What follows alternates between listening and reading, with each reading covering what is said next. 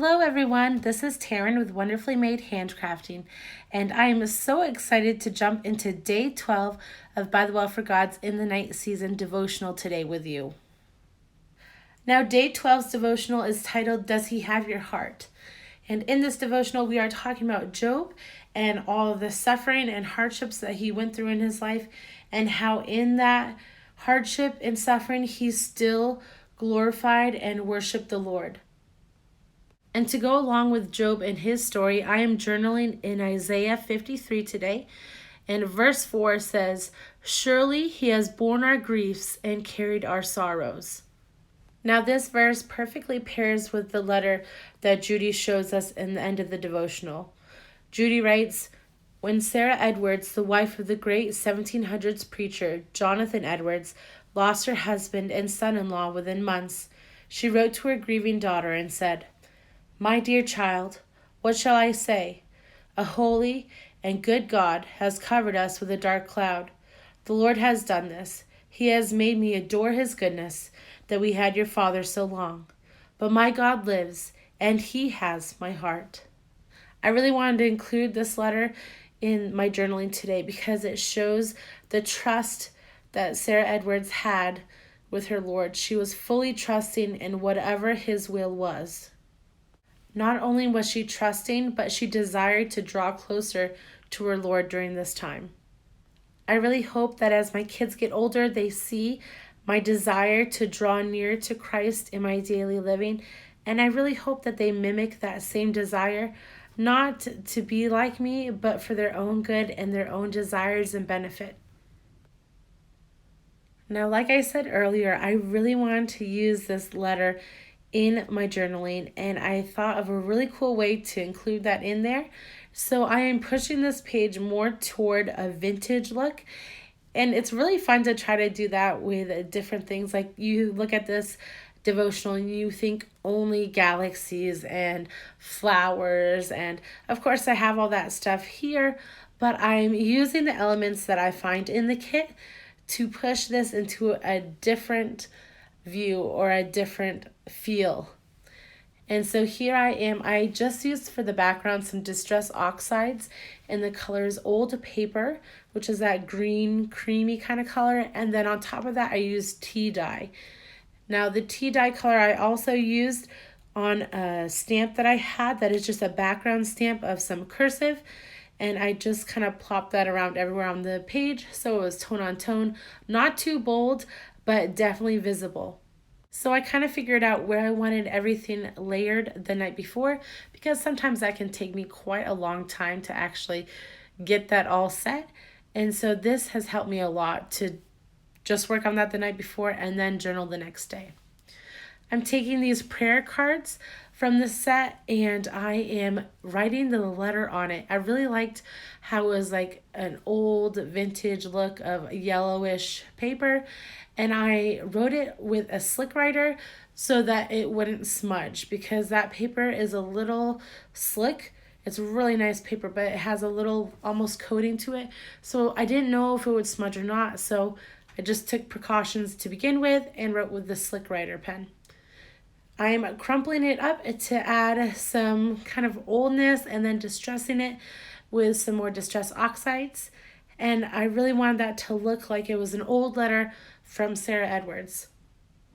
I also have this little parcel post ephemera piece that I had, and so I just wrote from Sarah Edwards in Massachusetts because that's where she lived at the time, and then to her daughter, which I did some research and some studying after I read this, and her daughter was Esther Edwards Burr, and she was living in Newark, New Jersey. So I just put that down on the page so I would remember that this letter was from Sarah Edwards to her daughter. Now, I absolutely loved this paper, so I really wanted to make sure I included it on the page.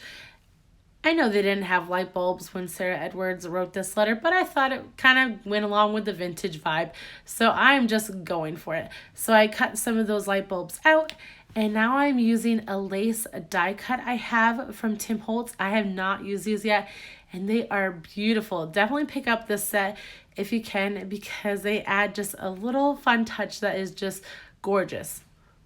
So this little lace trim actually comes 4 to a set. So I just chose the one that I thought worked best for the page. But they are really easy to die cut through your die cutting machine. And then I just use a paper piercer or a sharp object to punch out all those little tiny holes. They come out super easy, but they do take a little bit of time to get all those small pieces out. So I'm just gonna fast forward it a little bit for you. Okay, so I've almost got it all pierced out now, and then I'm going to just simply place it on the bottom part of my Draw Closer tag. I use my Barely Arts precision glue, which I am loving. I know I've talked about it a couple times so far, but it is a great glue. Now, hear me out, it really does. I know I've said this multiple times too, but it really does dry super fast. So make sure you get placement pretty good right away. You have just a couple seconds to mess with it, but really it's super fast. So benefit and also a little bit of a drawback sometimes. I'm deciding right here if I want that whole lace loop hanging off past the card or not. I decided to just trim it off instead. I feel like it looks a little bit cleaner and nicer. Now I definitely don't want this letter plastered down to the page. I still want it to have a little bit of movement to it, I guess you would say. So I use my Scotch ATG gun. I use it just in a couple places on the back of the letter, and that allows some corners to bend and it not to just be flattened down on the page. But for the rest of the elements on the page, I will use that Precision Arts glue. Here's a little butterfly I found in my stash that I thought worked perfectly with the yellowish orange theme I had going on here to match the By the Well for God color that was in the kit. And I went back and forth on stapling or just going down the middle and having it kind of look how it was flying with wings up, and definitely decided on the wings up option. I'm starting to glue everything down, but I'm still feeling like it's missing something. It needs some spaces filled in because I have the cluster in the upper left hand corner and then I have the letter in the bottom right hand corner, but they seem too separate to me. So I'm gonna do something to bring them both together. I was looking through my stash of By the Well for God stamps because I knew I had some that looked more on the vintage side that would definitely be cohesive with this page and the look I was going for. And after searching my stash a little bit, I did find one that worked great, and it is from the stamp set His Story. It is one of those bigger stamp sets that has some different writing places in it, and at first you don't think it would really match, but I found this fountain pen which I'm so excited about using, so I grabbed that and used some VersaFine ink, and then I'm going to emboss it like I do a lot with some clear embossing powder to give it a little bit of a gloss finish, and then I'm going to watercolor it in with that tea dye, which actually when you use it on the fountain pen it looks very similar to that yellow. I don't know, it just kind of blends in with the yellow that's on the page already. So I use that, and then I also take out some mica spray in the pewter color, I believe, and I'll just use that on the tip of the pen. I know I emboss quite a lot with my clear embossing powder, but that's because it makes a statement, especially for small pieces like this that might get lost on a page because they seem too flat. If you add clear embossing powder, you can use that with the VersaFine ink or Distress Oxides. If you use that embossing powder, it really helps that little piece stand out because it gives that glossy finish and also the piece some texture. As I finish up this fountain pen, I'm thinking, how am I going to use more of these light bulbs? Now, I don't want the page to totally be filled up with light bulbs, but I definitely want to use more because these are totally my style and what I love. So I'm thinking, how can I bring that to the other side of the page? I take this stamp set Lights of Hope, and I am just using the wires from that stamp set That stamp set has cute little light bulbs, but I just need the wire. So I'm putting that on the left side of the page with the verse. It'll kind of tie both of these pages together. I've really loved working in my interleave Bible. I kind of retired this Bible because I thought I was getting too chunky, but I guess you can have more chunk. It's okay. So that's what I decided to do today.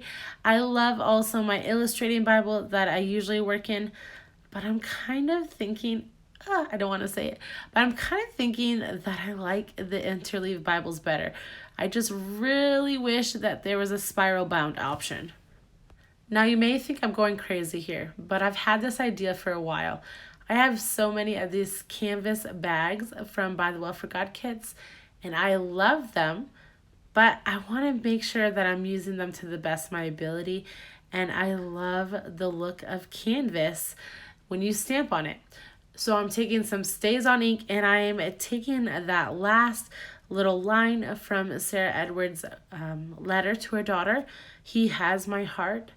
And I'm stamping that down with some little stamps I have from Michael's probably 5 years ago or something. But I love the look of this. I'm totally doing this again on another page because I love it. Now, if you decide to stamp on fabric yourself, make sure that you're using either Stays On ink or archival ink. I love using Stays On ink for stamping on fabric, but I believe archival ink would work as well. I just like archival for different things.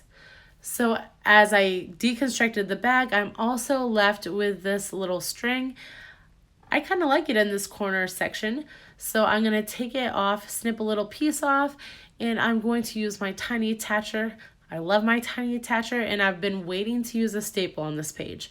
So I'm going to take it and just staple a little corner to the letter, and then I'm also going to take some Fabri-Tac glue. That is glue to help fabrics stick down, and I am going to use that on that string because I don't want it flopping all over the place like it is right now. I want to position it exactly the way I want, use Fabri-Tac glue, and then it won't move. But it'll look like it's kind of movable, and it will be movable in certain areas, but it's mostly going to stay in place. So I'll use that glue for the string, and I will also put a little piece on the back of that "He has my heart," and kind of use my finger to spread it out so it doesn't come out in globs through the fabric, because sometimes Fabri-Tac glue can do that. After gluing all that down, I grab my date stamp. I want to make sure that I have a date stamp on every page that I do because I want my children and possibly my grandchildren in the future to know the date that I created this page and what possibly was going on with our family during that time. I'll put a bow clip on this page to finish it off, and that will be it. If you've enjoyed watching this, please like and subscribe to my channel. And if you haven't already, go ahead and follow me over on Instagram at Wonderfully Made Handcrafting. I hope you all have a wonderful day, and make sure to click on the information below and see the link for the By the Well for God store. You can find this kit under there.